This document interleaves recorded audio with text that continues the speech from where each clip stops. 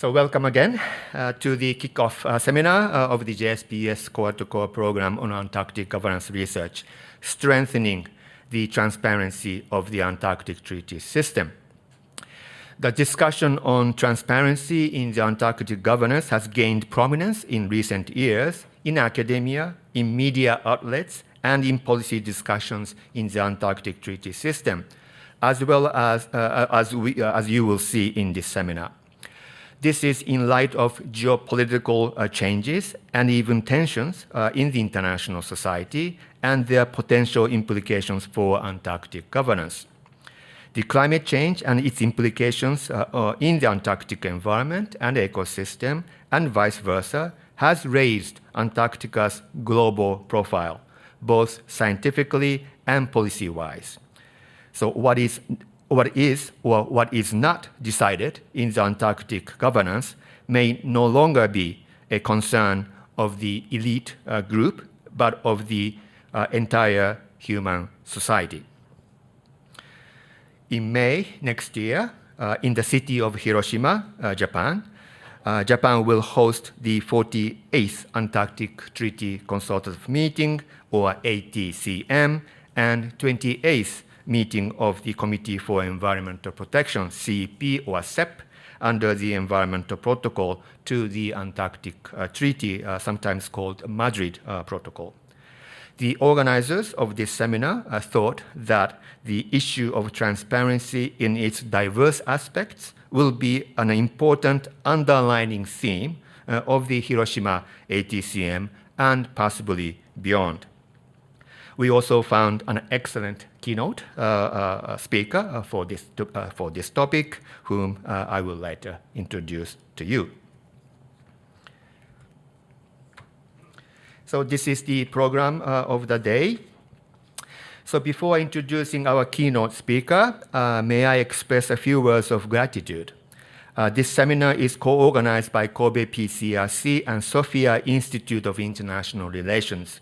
My first thanks go to Professors Tsuru Yasuko and Saito Kosuke of Sophia University for making available this wonderful and very, very convenient, I have to say, at the heart of the metropolitan Tokyo. Thank you very much. My second gratitude goes to the two coordinators of the program, the core institutions, Dr. Anthony Press and adjunct professor at the University of Tasmania, and Dr. Yonchul Shin, the president of the COPRI, for flying over to Japan despite their busy schedule to participate in this kickoff seminar. Even in today's online-dominated world, some meetings must still be held face-to-face in order to truly understand each other and exchange deep thoughts. Since the start of this JSPS program, today is the first time that the three coordinators actually come together and discuss the program's future. So thank you, Tony and Yunchul, for your collaboration and efforts. So this seminar is publicly open at the venue and live streamed online via Zoom webinar.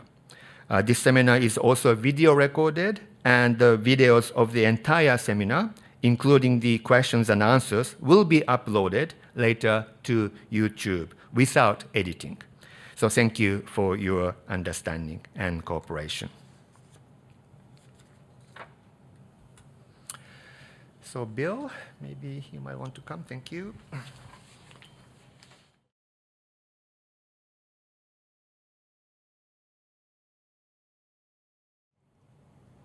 It is my great pleasure and indeed an honor to introduce to you today's keynote speaker, Mr. William Muntean.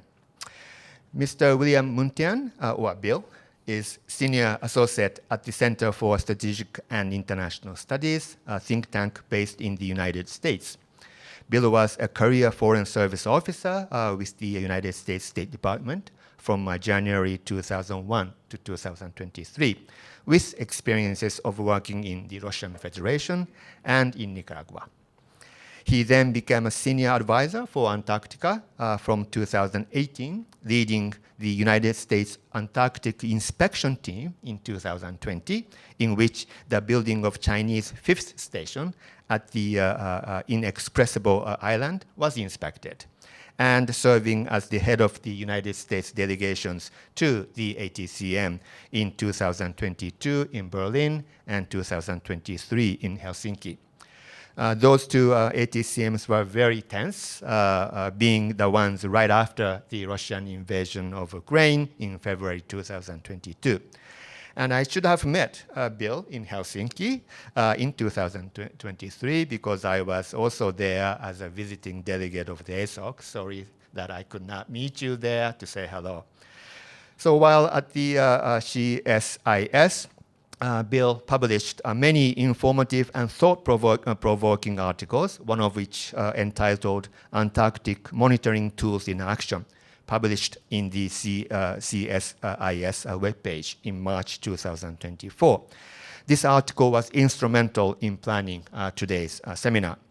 He also wrote more controversially titled, but very well-documented articles such as, What Can the United States Do to Counter Growing Chinese and Russian Influence in Antarctica? This was published in April 2025. So today, in response to our request, Bill has agreed to give his thoughts on, again, the transparency in Antarctica, entitled Considerations of Transparency in Antarctica, with a thought-provoking subtitle, Spurring the Second Renewal of the Antarctic Treaty System. Does the system need a renewal? Second time? Let's listen. So please, Bill, thank you. Well, thank you very much, Professor Shibata, and thank you very much, JSPS, and everybody for this very wonderful opportunity to come here to Tokyo, to Japan. It's been an honor and a very great pleasure to be here. And I thank you very much for this really cool topic to talk about, transparency in the Antarctic Treaty System. Spurring a second renewal. So what is a little preview before I dive into these slides here? So my basic theory is that the consultative parties, the 29 countries that can make decisions within the Antarctic Treaty, it's just a small number of countries, and they've definitely kept that number small.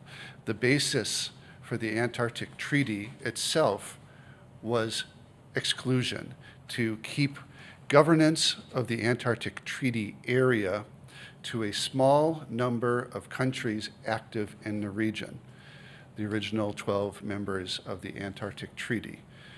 This first renewal occurred back in the 80s when that number of consultative parties dramatically expanded from 12 to, let's say, 26 in about 15 years' time.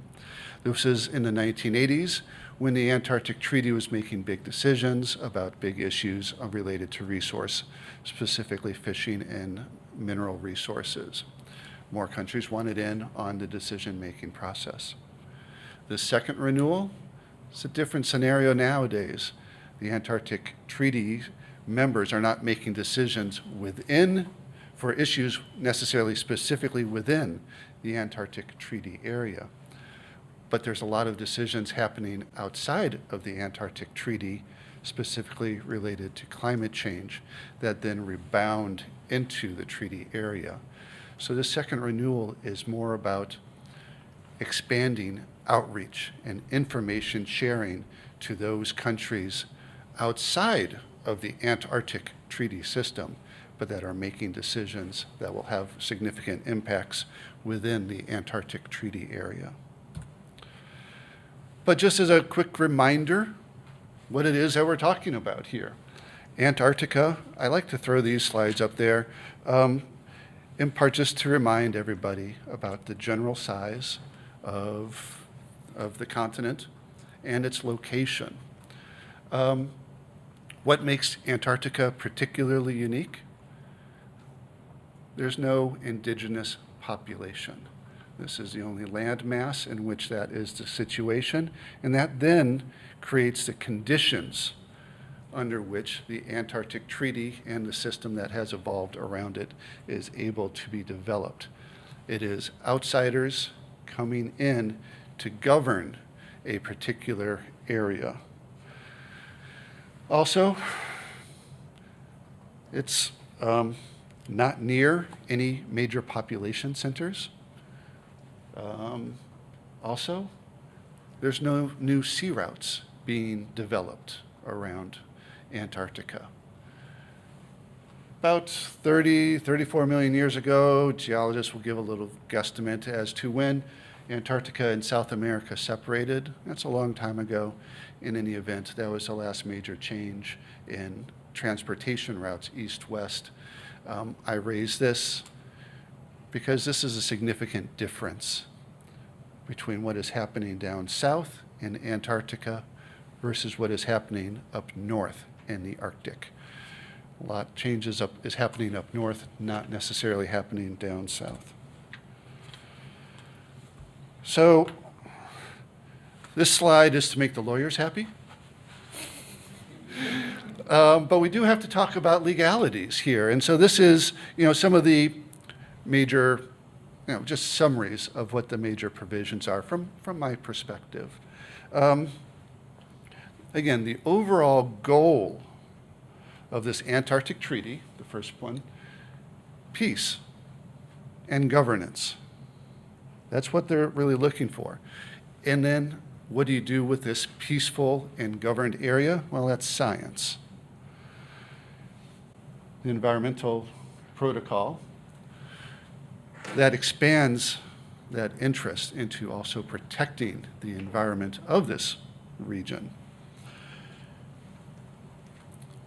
Key aspect for this Antarctic Treaty, environmental protocol, is the region that it covers, specifically south of 60 degrees south latitude. So that restricts, to a large extent, what the coverage is and what the decision-making scope is for officials within the Antarctic Treaty System. One key aspect that I do want to just highlight here at this time, no provisions of the treaty or the environmental protocol expire or need to be renewed. I see Tony clapping over here. This is specifically, there's a lot of information that floats around about the year 2048.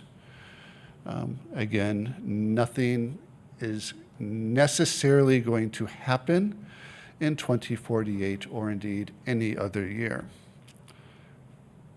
That, of course, doesn't mean something normal couldn't happen before then. So I do want to review a little bit who are some of the key actors, venues, and legalities that are particularly relevant within the Antarctic Treaty System, particularly the ATCM and the CEP. We've got the 29 consultative parties. This is the 12 original signers of the treaty. United States, Japan were among those 12. There's also 29 non-consultative parties. They do not get to participate in the decision-making process, even though they have signed on to the treaty. They have not been granted that additional status. This two-tiered system within the Antarctic Treaty is deliberate. It is designed to give decision-making authority to countries that have been determined and agreed upon that they have sufficient scientific expertise and activities within the region. This is nothing new, but it does demonstrate the exclusivity or the eliteness of how the treaty is established. There are 3 observers, organizations that are officially recognized. The Scientific Committee on Antarctic Research, SCAR, COMNAP, which is the Council of Managers of National Antarctic Programs. When you think COMNAP, think the logistics and operations people. These are the folks that actually can figure out how to get the SCAR scientists into the region, operating in the region, and get them and their research out of the region. CAMLR, that's just a horrible acronym for the fishing agreement that has been established. That is a separate agreement, has a separate decision-making process. It is frequently in the news these days for marine protected areas and for krill fishing. Those issues are not covered by the ATCM and the CEP, so I will not delve deeply into that aspect. Venues, ATCM, as mentioned, the Antarctic Treaty Consultative Meeting. Not the easiest name to roll off of your tongue, but it's what the annual meetings have come to be known as. Committee for Environmental Protection. This was established by the Environmental Protocol to give advice to the ATCM. CEP, it was established again by the Environmental Protocol. It therefore has different rules and procedures than what the ATCM has. It has different competencies. That's something we will get back to later on. Intersessional contact groups, this is just an online forum in which countries can get together that are members of the ATCM in order to discuss particular issues between the various meetings. And then unofficial venues. What is that? Well, we're in an unofficial venue right now. It's when people get together to talk about Antarctica and potentially make plans for scientific activities, policy proposals, research, dissemination of information. It can be organized by individual countries, individual organizations, such as SCAR, or all those that are interested. And so congratulations, you are participating in the Antarctic Treaty System. Legalities, again, those that are mandated, provisions that are mandated by the treaty or the environmental protocol have a distinct international legal responsibility. These are commitments that are being made. Then there's measures or decisions, resolutions, different names for different type of activities that are made at the ATCM that are in their own way binding, but not at the same level as a treaty provision. Unofficial or unregulated practice. There's a lot that is unregulated. The treaty itself doesn't say what an individual country should or should not be doing. ATCMs do not decide what science can take place.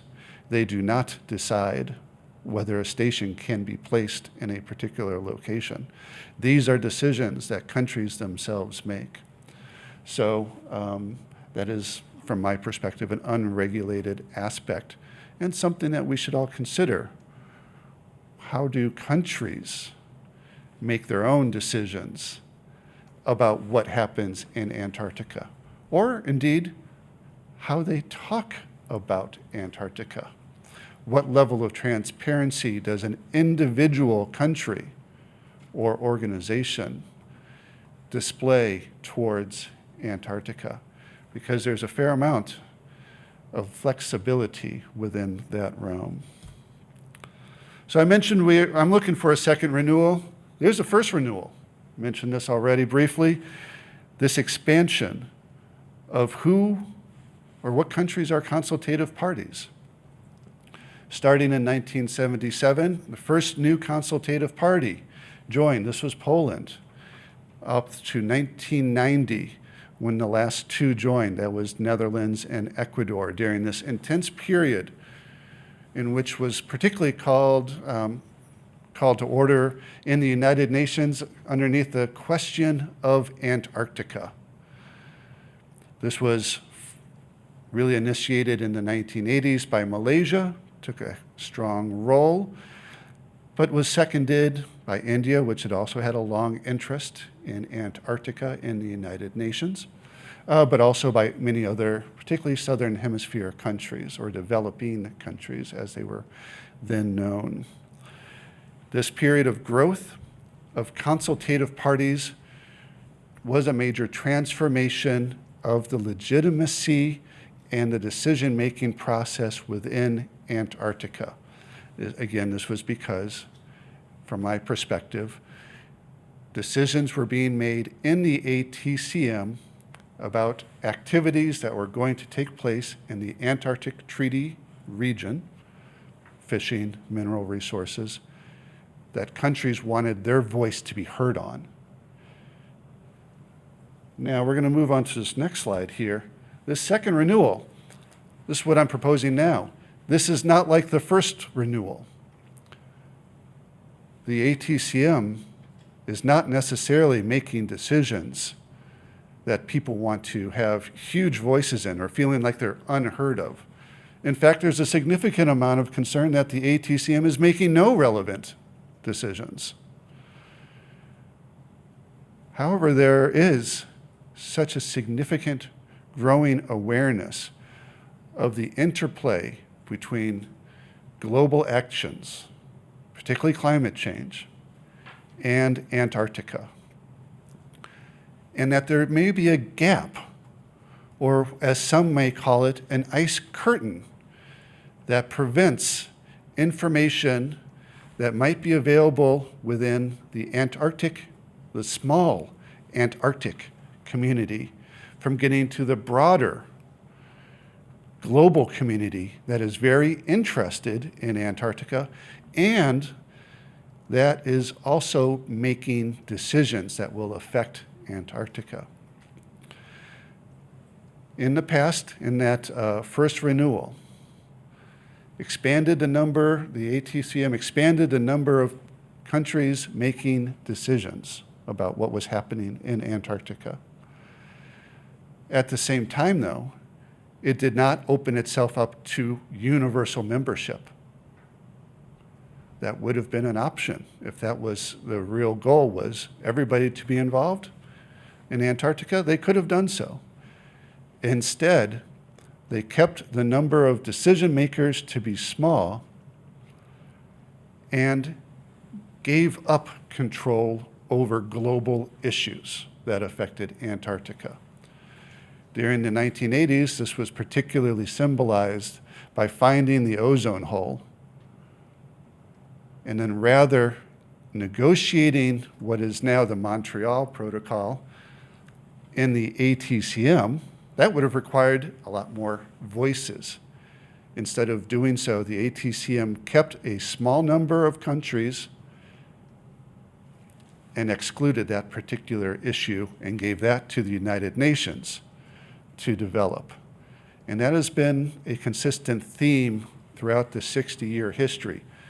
Smaller number of countries controlling the governance, particularly those related to Article 4 sovereignty and peace, in exchange for giving up control over certain broader issues. That's no longer the case, though, for today, that you can necessarily exclude sharing information with those that are making the decisions. And so this is my start process for what I think we should all consider. And you will notice here as we go through this slide deck, I'll change this over time because of how we want to, reviewing what all is needed in Antarctica and in the global governance.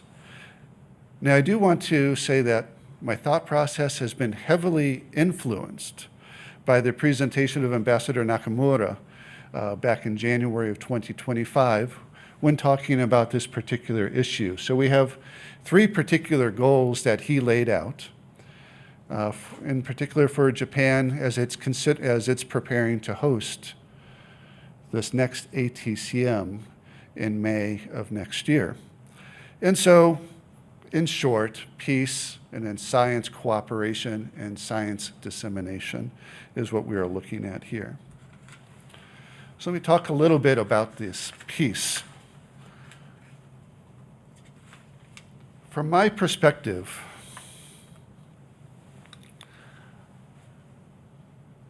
peace is always possible, but it's a lot of work to get there. And that's what monitoring tools are available for. So there's two key monitoring tools. And I appreciate that. You cited my earlier work. I'm glad anybody reads these things. This is always heartening for somebody who writes work and then finds that they may have had some positive impact. And so thank you very much. Two major monitoring tools. One is very active and the one is much more static. Active one is the unannounced inspections. The more static is advanced notification. So inspections here, we list a little bit of the provisions. It is heavily focused.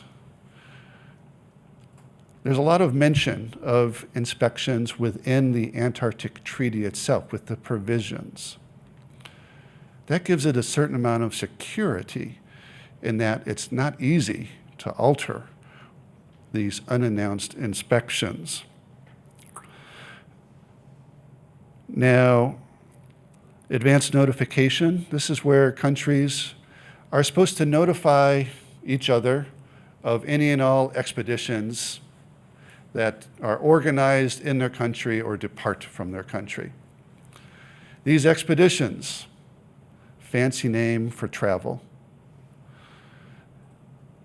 So they could be expeditions organized by the government to conduct certain scientific activities. They could be organized by private companies bringing tourists into the region. There's no definition of what an expedition is, but it's come to be known as anything being organized in or departing from a country. So, who provides this information for? So how do these inspections and advanced notifications work? So yes, I did conduct the last United States inspection in 2020. We completed it and got back shortly before COVID did. So that was good timing.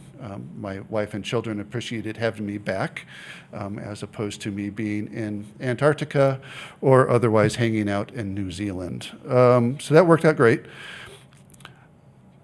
There's no justification needed for an inspection. You do not need to suspect that there's a violation. It's unannounced. So there's no transparency in an inspection, an unannounced inspection.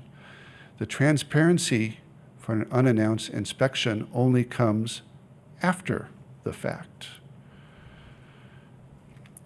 This Environmental Protocol Article 14 requires the publication of a inspection report. The Antarctic Treaty itself does not require the publication of inspection report. However, one of the unregulated activities was that countries, starting with New Zealand and then the United States in the 1960s, published their inspection reports. Again, there's no prohibition for doing so, so they did. And this level of transparency of making sure that these reports were not only given within the ATCMs to a small number of countries, but to the broader public, that was an individual decision by countries in order to increase transparency, increase confidence that the Antarctic Treaty region itself was being kept peaceful. So these reports demonstrated compliance, but they also served as a huge deterrence, as it made very clear that countries could come in, look around, and then tell people what they found. So, deterrence. You know it's not a safe place to hide things. And that's a major way of moving forward on creating peace and maintaining peace within Antarctica. Advanced notifications. So again, this was to help to do a couple things. How to facilitate collaboration and cooperation within the region, particularly on science. That said, the treaty itself says very little about how to make this collaboration and cooperation, just that it's a good idea and they fully encourage it. This is because the treaty grew out of successful collaboration and cooperation by the SCAR, by the scientists in the International Geophysical Year of 1957 to 59. All the treaty did was say, keep doing what you're already doing. It did not get in the way of facilitating cooperation. It did not mandate how to do so, just keep on doing it, because we've learned through practice during this International Geophysical Year that the US and the Soviet Union could collaborate and cooperate within the same region without the Cold War breaking out on the coldest continent. We determined by observation that Argentina, Chile, and the United Kingdom could all work together in the same peninsular region without having a repeat of the military adventures that were occurring in the earlier part of that same decade against each other. So if these countries can figure out how to manage all of this, okay, let's keep this going. Now, the treaty and the protocol doesn't specify much about how the scientific activities occur, but it does say countries are supposed to share information.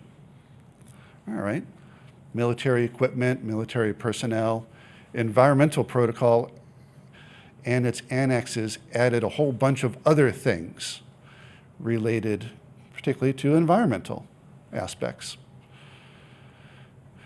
So those categories of information everyone is supposed to share. Initially, it was shared just by diplomatic note. Well, thank goodness that no longer is the case, because that would have been my whole job as a diplomat, would be shipping off notes to here, there, and reading other people's notes, and that would have been boring. Instead, we came up with, again, a horrible acronym, EIES, good grief, Electronic Information Exchange System. Again, this is using the internet. You punch it on in. You're supposed to provide all sorts of information in these forms. And countries, but also the public, can then access this information. Bottom line for the EIES, which is the main tool or the recognized preferred tool for sharing advanced notification, is that it's failing. The amount of information being shared by the amount of countries that are active in the region has been decreasing steadily over the past number of years. And so this is a problem, because it is actually a requirement of the treaty to provide advanced notification. Now, my own thought on the EIES is part of the main challenge that it faces is that it's trying to draw information from different actors and different venues. So an expedition can be a country organizing a scientific activity. It can also be a cruise line going down to Antarctica. What is the best way to make sure that this advanced notification occurs that provides information not just from countries and governments about scientific activities that they themselves might control, to also include private sector actors that do not need, they need government permission in different ways, but that depends on each individual government. So the US rules might be different from the Australian rules, might be different from the Chinese rules. How do we organize all of that?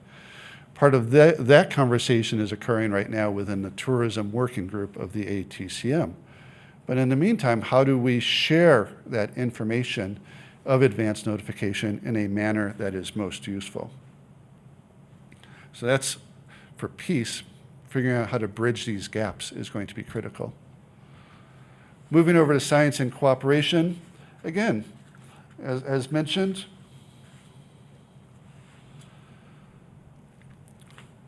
this is to keep going what has already been successful. This was done in the 50s. Let's keep it moving forward. There's no specified manner in which collaboration can occur or dissemination can occur. Collaboration can occur over coffee.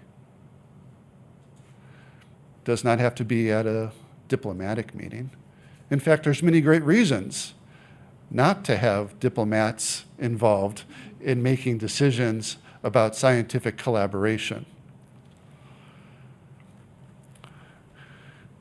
An aspect I do want to emphasize here as well for the ATCM, it does not approve or reject scientific activities. There's not a barrier that the ATCM has to overcome. Scientists can make decisions, and assuming they get the right funding and get the logistics and operations buy-in, there's a pretty good chance that that scientific research will take place. Now, cooperation. Who's supposed to cooperate? Well, it leaves the treaty and the protocol leave that very wide open. It does specify that it is a priority within the treaty for scientists to collaborate with specialized organizations of the United Nations. Nowadays, that would probably be the UNFCCC or IPCC, those organizations that are focused on climate change. I don't believe they've ever been to any of the meetings of the ATCM. Now, either that is because they don't feel welcomed, which hopefully that's not the case. They may also be receiving the information they need from other sources. That'd be directly from the scientists themselves. But is there value within the Antarctic Treaty System to making sure that the preeminent global entities working on global climate change are present at the meetings? Probably. Is there a reason, possibly, and this is more radical, for the ATCM or some representative to be available at the UNFCCC or IPCC, rather than having individual countries representing their individual or collective understanding of what's happening in Antarctica in those United Nations entities.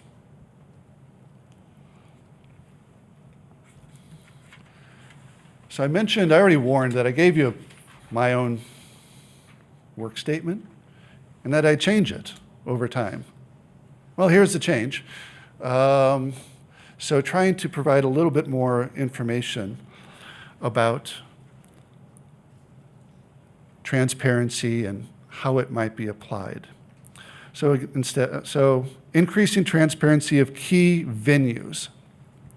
So I focus on the CEP. This is because a lot of the questions today relate to environmental issues. They do not necessarily relate to governance itself, the system of governance, or the question of sovereignty that would be covered most particularly by the ATCM. So who are the entities that are particularly involved? Well, that's the scientists. Also environmental activists, environmental organizations. The Antarctic and Southern Ocean Coalition has done fabulous work within Antarctica and within the Antarctic Treaty System. All parties, well, these are the countries. So I mentioned earlier that inspection reports, there was not necessarily agreement in the treaty that those inspection reports should be made public in the original treaty. Yet countries decided to do so, starting with New Zealand, who conducted the first inspection, and followed by the United States, which did the seconds, and most of them during the Cold War period. They just made their own decisions to release their own reports to the public. Are there other actions that countries can and should be taking on their own initiative in order to increase transparency about what's happening in Antarctica right now? So purposely sharing, that's a sort of buzzword for not having leaks or sharing information that has not otherwise, that would otherwise has been prohibited from being sharing. This is particularly relevant right now. The Associated Press did run an article the past 24, 36 hours or so related to krill, based on a paper that was shared at Kamilar, which is currently embargoed. So the more embargoed papers there are, the more likely of unauthorized sharing of information there will be. In this sense, providing more transparency, more access to papers in the Antarctic Treaty meetings, that's a good idea. It avoids this particular problem. Understandable information. I am not a scientist. My science teachers in secondary school can assure you of that. And understandable information, yeah, there's a lot of great research that is being done. What I find, or what I found particularly as a policymaker that was really helpful, was summaries on what is the current thinking about ice sheets today. I could read the 5 to 10 papers that come out in any 12-month period that say ice is growing, ice is shrinking, ice is confused. All of those are accurate. Where does that all fit in together? So this is that understandable information. As a policymaker, I find that to be valuable. As the general public, I would find that to be wonderful, because they will then understand, okay, this is how science works. It combines information and it studies a curve. It's not individual data points, it's a development over time. So this is science environmental topics to non-decision makers. Again, we've got the 29 consultative parties that are decision makers for what's happening within the south of 60 degrees south latitude. But we need to expand that amount of information that's getting to those that are making decisions outside, north of 60 degrees, that then bounces into Antarctica. So, informed actions, that's what we're looking for. Not a data dump. That confuses people. What is some informed information? Who provides that information? There's going to be useful data out there, but just throwing open floodgates of here's all the Excel spreadsheets that talks about ice in individual locations, that will confuse folks. Trusted intermediaries that can provide those summaries, can provide those insights.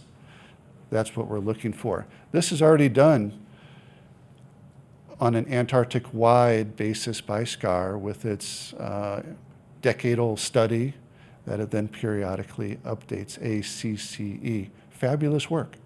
very important. Are there ways that SCAR and others can get involved with providing insight and information that is actionable and understandable to even a wider crowd? That'd be something worth looking at. Now, by providing particularly more information on science and environmental activities, that'll actually help, I believe, consultative parties protect what they believe is particularly unique about the Antarctic Treaty, which is its role in governing without sovereignty a region of the world that otherwise would not be governed. And there's great sensitivities within the 7 countries that make specific territorial claims. The United States and Russia maintain a basis of a claim, so they also have an interest in sovereignty. These are all set aside by Article 4 of the Antarctic Treaty. That's something that I suspect those countries in particular would be interested in maintaining, that understanding that this sovereignty is officially agreed upon to be not agreed upon. And that is a key aspect to make the Antarctic Treaty itself unique. I am a former diplomat. It is always dangerous to give diplomats a microphone and an open timeline. So at this stage here, I'm just going to say thank you very much for this opportunity here. Thank you very much for your interest, and to very much encourage all of those who are interested in the global issues and in Antarctic-specific issues. Keep on researching and keep on getting involved, particularly for early and mid-career researchers. I think I'm beyond both of those designations at this stage. At least my quantity of gray hairs would say that. But I know I am still learning a lot, and I look forward to learning more from you and your questions and answers. Thank you very much.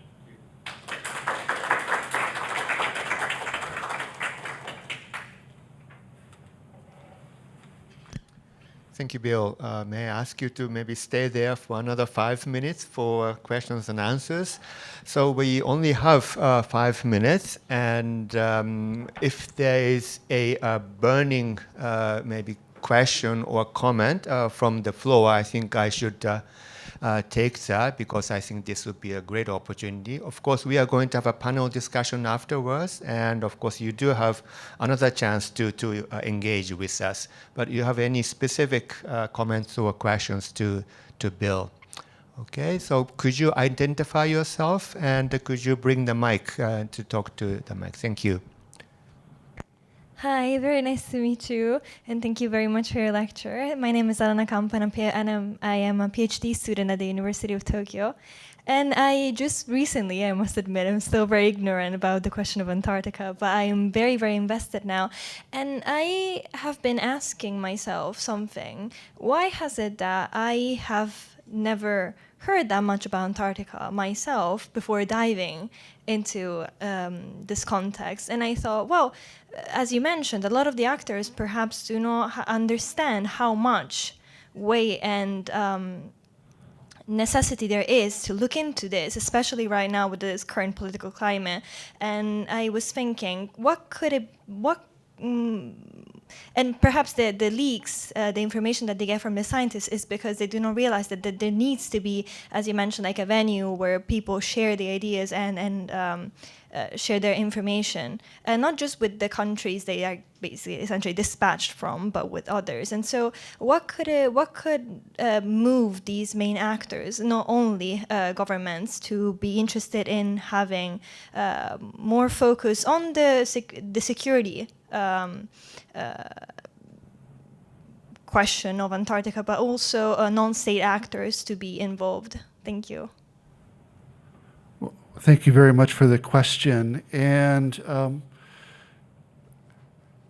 a reason I believe that Antarctica is not as well understood One, its location.